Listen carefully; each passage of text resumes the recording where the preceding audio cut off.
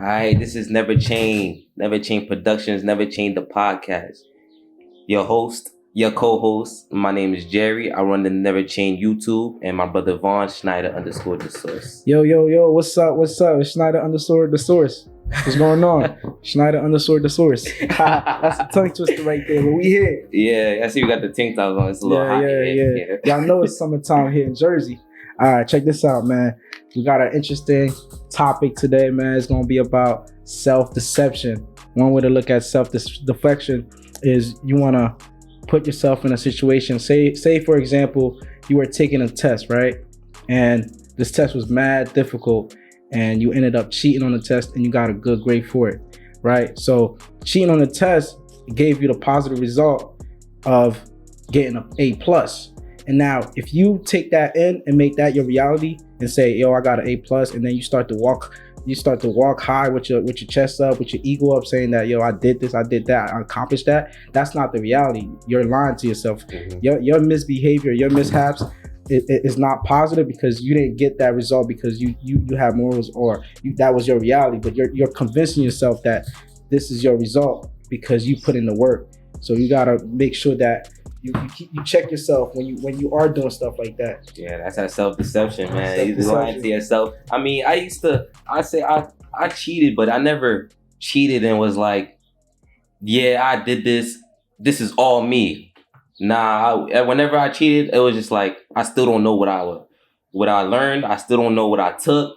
And so I never lied to myself in that way. But most, when they cheat, they're like, yeah, I'm good. I got this A+. I'm about to go bring it to my parents. I'm doing all the good things. And the same thing that happens in the school system, where you graduate high school, you graduate college with this degree, this diploma, and you feel a sense of like mastery when you've never entered the field or experienced anything in that field, but you have that deception of, oh, I can do this. Like this is already me, when you have to go through it.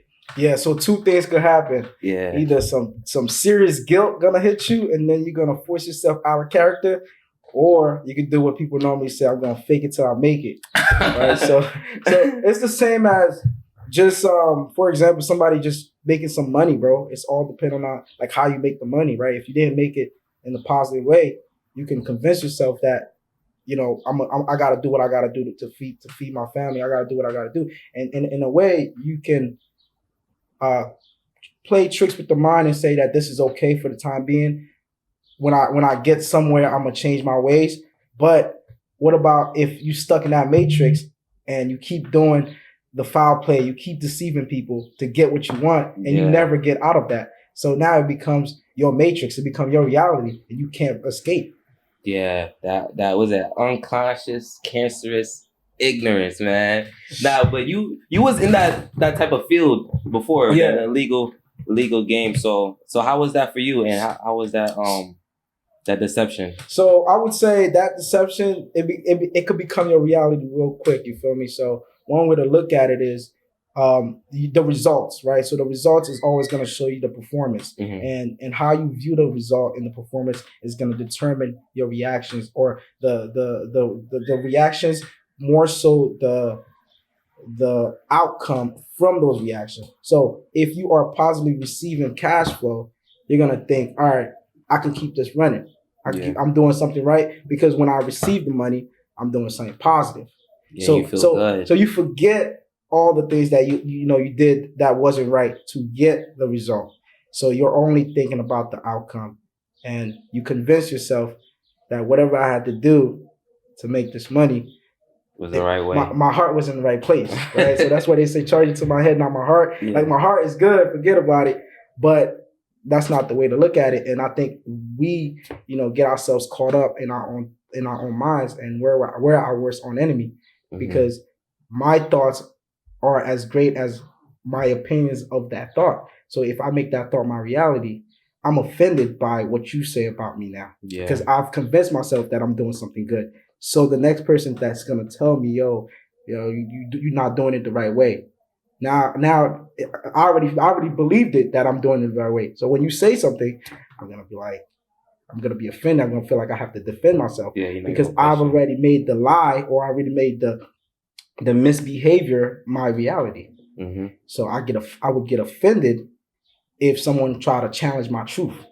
If that make any sense. Yeah, most definitely. And we have to become aware. As with self-deception, you may not know what your true self. You don't know your true self. You try to find your true self, but then you already have this mask that you've been living for so long.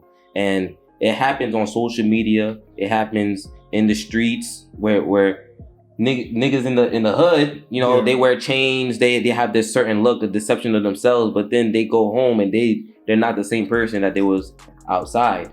They have this mask that they perceive themselves as, and then they continue to live it, and then they get caught up in it, and that's they're confined. That's their box that they're in now. And now they have to tap in back to themselves to escape that and move out of that box. Yeah. So I definitely agree with that, because sometimes we stare at everything else but ourselves. We look at everything but ourselves. So we don't take the time to say, hey, maybe I might be the problem, right? So if for example, right, you're in an environment and everybody is going one way, right? But then if you decide to go with the crowd and things fall apart, you're pointing finger and say, I did it because I was following the big homie. I was following OG. Yeah. And then had OG been a little smarter with the play, we would have been in this situation. So everybody locked up, everybody in the jam, but we're just saying, oh, you should have had a better business plan, or you should have had a better plan for the heist. You should have had a better plan for whatever we was trying to do. Yeah. So people are gonna always point the fingers and not look themselves in the mirror and say, yo, I should have never took on the gig. I should have never, went along with this. That's the hard part. So give us some rundowns of like what are some of the biggest self-deceptions or the biggest lie you ever told yourself? That I told myself. Yeah. It's a good question, man. I would have to say the biggest lie was saying, or the biggest deception, it would have to be when I was playing basketball, right? And I had this fear and doubt implanted in my mind by myself. And I would use excuses like, I'm doing this by myself. There's nobody else, helping me get there. Boom, boom. But it came to a point where I was about to graduate, and I didn't apply to no schools. I didn't do the NJ, the site for the NJ rankings, or like I didn't sign up for none of that. I didn't reach out to no coaches, but I still wanted to be that person. I wanted to be in the NBA. I wanted to play basketball, but I done lied to myself because I was working hard, but I wasn't fully into it. And that fear and doubt just took me. And after that, I said to myself, I would never let that happen again, because that really hurt me. Because me wanting that, and I've been doing it for a long time. Like, you imagine you just putting in work into something. You just doing this every day, but the work is not showing. You don't know how to show the work, and it's everything just gone. And I was the type to be like, this is my only way. This is what I'm gonna do. Yeah. Damn! Wow, man, you had a battle right there. You was going at it with yourself, just beating yourself up, man. I would say one of the biggest lie, or one of the lies that I've told myself, is that I think that I'm in control, right? So I've always felt like wherever I'm at, or wherever my life is at the current state, at the current level that I'm in, that I got myself there, that I have full control of my life, that I have full control of my destiny. And I think that was the biggest self-deception that I could have had growing up and being where I'm at. So I'm gonna give you an example for instance. You go through life and you plan out your day, or you plan out your goals, and you have dreams and admirations. So when things go your way, you congratulate yourself, but you feel like you have full control of how you got to the outcome. So now it's like, if things don't go your way, you stress it so that it does go your way. So if I have my day planned out, no matter what happens, I have to get through it. So it's like super, super tunnel vision on that specific thing, and you just don't want to lose control. So what happens is, you drive yourself to a lot of stress because life should just flow. Yeah. Like no one could just plan their day. When you wake up, it's kind of like, even though if you have a set things that you're gonna go to, I'm going to the park. I'm gonna go out to see some of my friends. I'm gonna do this. I'm gonna do that. I gotta drive to the shop, get some groceries. All those can be planned, but adversity is gonna happen. Things are gonna happen that's gonna redirect you. But if you let that consume you, that you can make your decisions every day by yourself, and that if it happens, you feel like you lost control, and then you get upset about that. So I feel like I always felt like I had control, but then when I feel like I'm losing control, I get upset. I go into this like state of mind that's uncomfortable. So so I asked myself this question: when have you ever been in control? Think about it. When have you ever been in control? So it's like we think that we are fully conscious, aware of every decision we ever made, but studies are showing that 85% of what we're doing is we're operating subconsciously. Yeah. Right. I mean, like from the time we've been born to the time we are now, everything is on autopilot. The way we function, we're a product of our environment. There's things that we just can't escape from until we realize it, until we're consciously aware that we are at our current level. And our current level is our lowest level. You know what I'm saying? So, shout out to 19 Keys, man. Shout out to 19 Keys. Your current level is your lowest level. Yeah, damn, yeah, that was deep. I had a similar, I wouldn't say it was like a control thing, but if I had a day planned and I was going by my day and then I just get a call, can you help me with this? It's urgent, or like that I needed, like some things just interrupted my day. Yeah. I would feel like annoyed. Like I would be annoyed and that would just ruin my day. Like I'm just like, oh my, I could be doing something else. Like, wow, yeah. Or what about when you got a big plan? I'm talking about like something was supposed to fall through, like as if you was about to run a lottery, right? And it didn't go through. How do you feel about that? That now I'm able to like manage emotions and it wouldn't bother me as much because I know it's part of the journey. But before, it would like annoy me. Like if I like before, I'll give you an example. Like say a car accident. You just got this car. It's 2019 car, and somebody hit it, or even recently someone hit the car. I wasn't upset about it. You know what I'm saying? I was just it's gonna happen.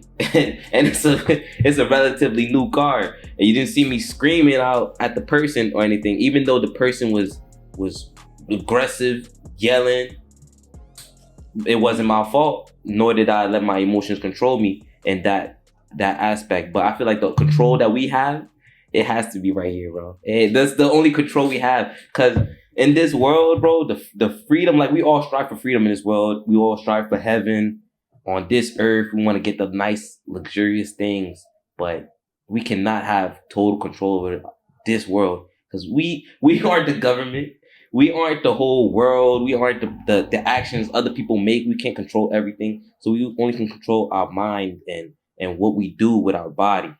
That's it. That's true. That's true, man. I love how you said that our mind is the only thing we can control. But let me give you another thought process that while you was breaking that down, that I was thinking about. Say, for example, you're you, Jerry, and I'm me. The difference between me and you is only a thought. Hear me out. Hear me out. So we're in the present. We're in the present, and what do we have? We have our past, our present, and our future. But what's the gap between? I got this concept earlier this week. So what's the gap between me, Vaughn, right now, and the past? It's a thought. What's the gap between me in the present and the future? It's a thought. So the only difference that we have is our thoughts. I'm gonna need you to break that down one more time. I get the past part and the future part, because it is a thought, and the present, which is now, is always moving. It's like a split second to now. So when are we actually living then? So now we're talking about your thoughts now are gonna go towards the future, because now it's Jerry. I am going to do something. So before you do it, you're in the present. You're for a split second before you even get to think. Kind of like when you're breathing, you're finally conscious that you're breathing. Yeah. Before you get the thought, your thought is going to carry to what am I going to do next? That's taking you to the future. Right when we get off this podcast, your thoughts are already going to what next, what is next, what is to do next. Yeah. So those are your thoughts. And then that's going to take you to the future. But when you start to get certain feelings about why certain things that are coming up in your present are hurting you, it's coming from your past. So now when things are reminding you of something that happened in the past, that's where those feelings are coming from. But I was saying that to sum it all up, all we are is a thought. Because when we think about our past or when we think about the future, we get these feelings in the current state that we're in. That's what I was saying. Okay, I can get your concept. If it went over somebody's head, you replay it. Replay the video, and we're gonna talk about it. Put it in the comments. Give me your thoughts on this concept. I was thinking about. It's high level stuff right here. Yeah, that's what we're about. So let's get into the benefits and dangers of self-deception.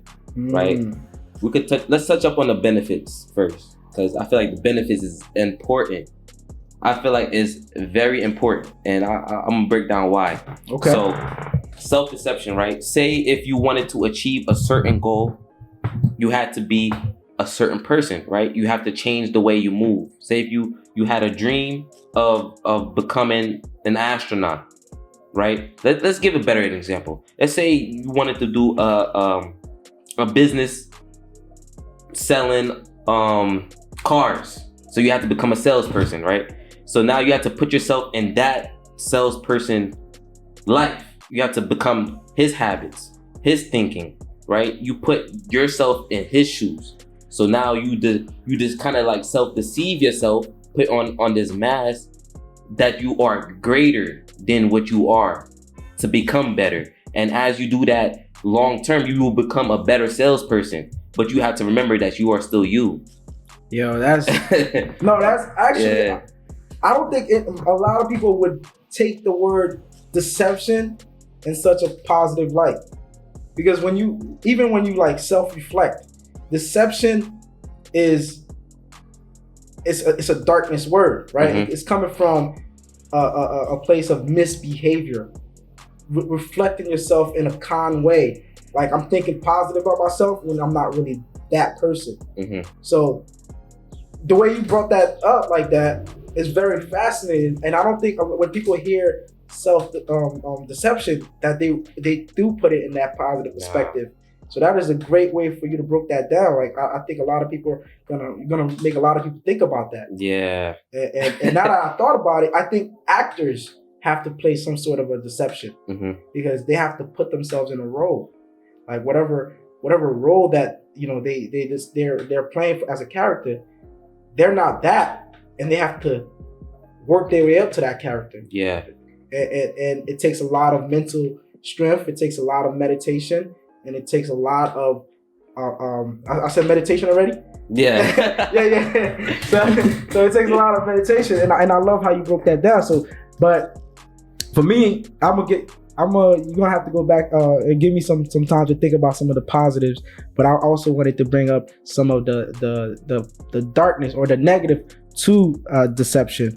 So one things I notice about self-deception is the lack of accountability. Right? So, for example, let's say you're in a basketball team. It's 5-on-5. You with your boys. Y'all playing a game. 21. Right? If you guys win, it's no problem. Nobody has to reflect on it. We could just celebrate. Yeah. But if you lose, we start pointing fingers. Let's go back to that, right? So, you didn't dribble the ball. You fumbled, and you let them steal. You didn't catch enough rebounds. You didn't make no shots. You and your homies are arguing now, and I noticed that we always tend to do that first to other people. Mm-hmm. And I wanna get back into, like, I feel like we're so optimistic about who we are, mm-hmm. that when the worst case scenario happen, the first thought isn't to check myself. And I have a problem with that when I think of self-deception, because I feel like if we can think about ourselves in a way where we check ourselves first, then we would be able to make better decisions. Yeah, it's internal. The root is inside, and the people doing it, they don't realize the harm they're doing it. Like they don't realize the harm is bringing to the team. The harm is just the energy that they're putting out. And this did happen when I played basketball. I think whenever I'm out playing sports, there's always a guy that's just like pointing fingers, like, and it don't even be trash talk. It be teammates just arguing with each other for the decisions that they made. They're not trying to work on it and be better during the game. You know, emotions are riled up. They're trying to win, and that's where it go. But the root is inside. The root is inside. So did that person ever said, I messed up, I didn't score enough points? They don't never do that. They don't never do that. Cause look, if like say in basketball, right? The person complaining, say if he had a good game, he's not gonna look at himself. Say if he did 20 points, 5 assists, 2 free rebounds, he's gonna be like, it wasn't my fault. I was passing. I had 5 assists. I was scoring. I had 20 points. It wasn't me. But literally, there's little things inside the game that could have made it better. Say you wasn't eye open because you was shooting too much. You could have saw more plays, right? But it's different things that happen because it's team game. Now that person is gonna point fingers, like he's gonna point to the person with the lowest points, the lowest rebounds, the lowest passing, the one with the most fumbles, the turnovers. Yeah. And he's not gonna look at himself because he in his head he did good. Now say a person who had a bad game, he knows he had a bad game. He ain't even gonna talk. He not gonna point fingers. He not gonna do nothing. He know he had a bad game. If he talks shit to somebody else, they gonna be like, "What did you do?" But it's the people who have that sense of doing well. They already have that inside. That's the ones that's gonna point the fingers. Yeah. So that the person that didn't say that and he took the L on the chin, now he's in his head now, right? Yeah, he's in his head, his own head. And so he's in his own head, and it could only go one or two ways. And he could either learn from it and grow, or it can destroy him, right or wrong. Yeah, that's right. It could destroy him. Yeah. Because what was said could also have influenced his thoughts. Mm-hmm. Because those thoughts, your thoughts is completely biased. They're not telling you, oh, here comes a positive thought. Oh, here comes a negative thought. Like you don't send warning shots. Nah. Like your thoughts, they just completely random. Yeah. And I think sometimes we have to look at our thoughts and say, these are not my thoughts. Mm-hmm. These thoughts are coming in my mind right now. Let me observe it, analyze it at face value. And even though these thoughts are coming, let me not say I know what the thought means. Let me just analyze it and say, I don't know. But what is this thought trying to teach me? Or what is this thought is trying to tell me? Yeah. Right? Say for example, this kid feels alone in his home with his dad or his mom. If he feels alone and his parents are there and they're not giving him any attention, the thoughts are going to be negative. But if he can just take the thought that are negative and question them, I'm not saying he's going to come out with a positive solution, but he's not going to be biased about how he's feeling. Yeah. Because at least then he can communicate with those thoughts and see where they're coming from. And maybe he might be able to abstract some positive from it that can fight off that negative thought. Yeah, that's big. If that make any sense. Yeah, that's big. Because a lot of people like to associate themselves and like be attached to their thoughts. So there's people that will they'll have thoughts, and because it's in their head, they'll be attached and say it's my thoughts. And so when they have bad thoughts, they say it's me. Yeah. Not separating yourself, because the thoughts are what we bring into reality. So the thoughts that you choose to pick and put push forward with Yeah. are the ones who will be attached with you. The actions, Yeah. the history behind what you did, that is you, right? The thoughts, we have to separate ourselves, and oftentimes it does not get separated, because you will see people even like on road rage, you know, the thoughts will come like, the person just cut me off. Oh, you just scratched my bumper. I'm about to lose my mata. You know? And they'll be like, maybe he was drunk, or like, maybe he's just having a bad day, that's why he's driving fast. Or, you know, like the thoughts of those questioning it or even maneuvering it is not possible, because they're so attached to whatever comes in their head. That's why you get those quick, it's not even a good quick thinker. They're just a reactive thinker. Right? So whatever they think is there. Like, you know, you ever see a hot-headed person? Yo, of course. Yeah, we all seen that. Yeah. Yo, a hot-headed person, they, whatever thoughts come to their mind, that's how they feel. Right. If they feel disrespected, instantly they want to fight. Yeah, so I think where that's coming from is when your thoughts become your thoughts, when you say my thoughts, and it becomes personal. You get offended if someone challenged that thought, or if someone, you know, deviate you from your train of thoughts. Mm-hmm. So if things are supposed to go a certain way, and someone made a comment about it, and you don't like their thoughts about your thoughts, because it's your thought, it's personal. Yeah. So now you got feelings involved, and now you can't see where the other person's coming from, because you're so in tune with your thoughts and you believe it to be the truth. So I feel like, yes, our thoughts is our reality. That's what that's all we have. But we have to be cautiously aware that some of these thoughts are coming from the worst place of our minds, or that we can't fight somebody, or we can't think about fighting somebody because they cut us off. Yeah. There's anger coming from that, and there's a root to where that anger came from.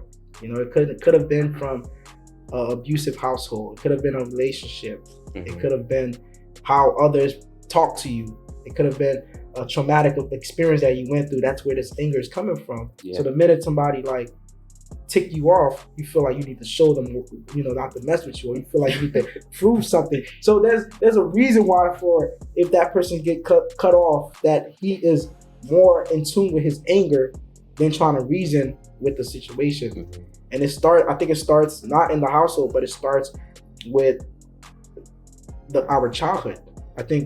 I'm not sure if this is like proven, but they said that from the time that a kid is born to the time they're 7, they're processing their environment. So the things they hear and the things they see, that like cautiously, and not cautiously, subconsciously is embedded in them. Mm-hmm. And it becomes part of who they are. It forms their thought, because we're born with a blank state of mind. Yeah. So these things are coming from, if you watch your dad yell at you or beat up your mom, or if you watch, you know, people deceive and cheat and lie still around you, you know, or if you watch someone with anger issue take that anger out on you. That's why they say bullies, and eventually people that get bullied were eventually bullied. Well, they were bullied. Mm-hmm. So it makes sense why that person is stuck in that matrix. I've been bullied, and now I'm a bully. Yeah, that's not in my DNA. That's something that happened to me. You get Yeah. That's why we gotta tap into our inner self, man, and get that inner reality to bring it out, and move towards like a better self.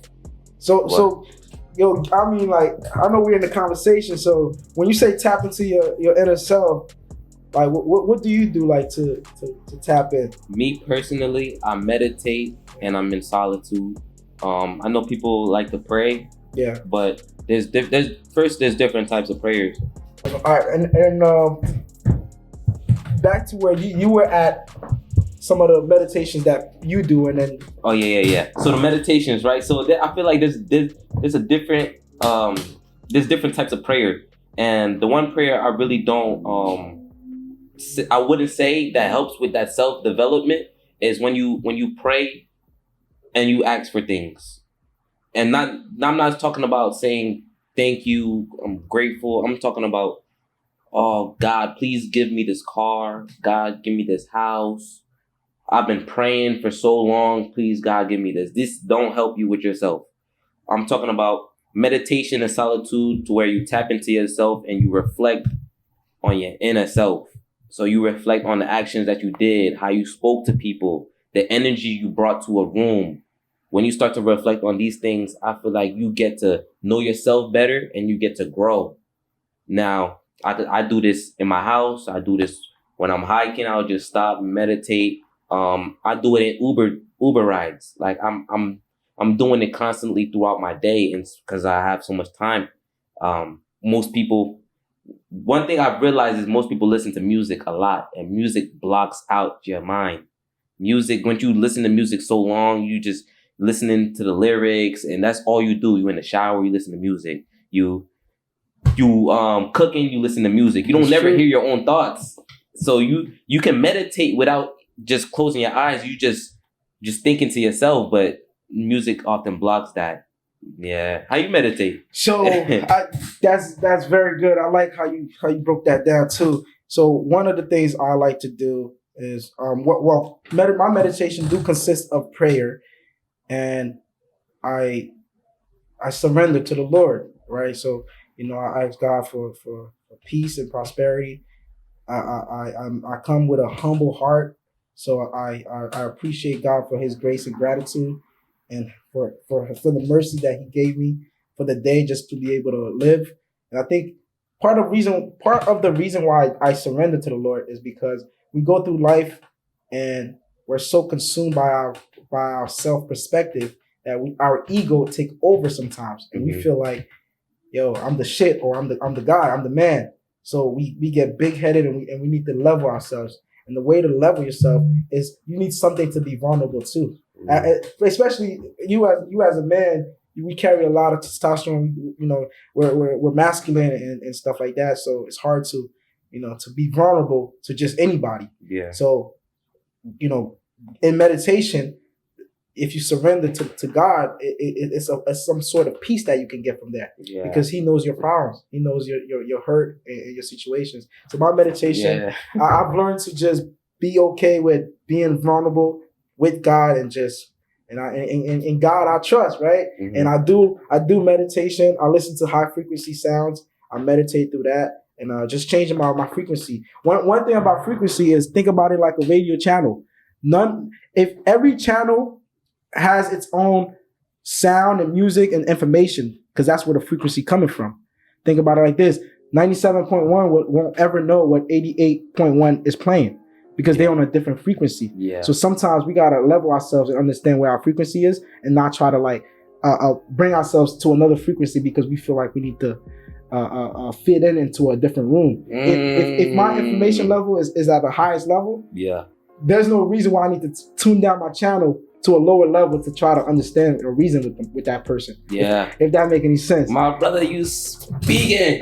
You speaking right now. Yo, that's a great way to close it, man. Yeah. Yo, appreciate y'all tuning in, man. Hope y'all enjoyed the new setup. We got our tangle ups on. It was a little hot, but this podcast was rocking, my boy. Yo, y'all be easy, man. Stay locked in. Stay focused. Stay motivated. Peace out. God bless. God bless. Yo.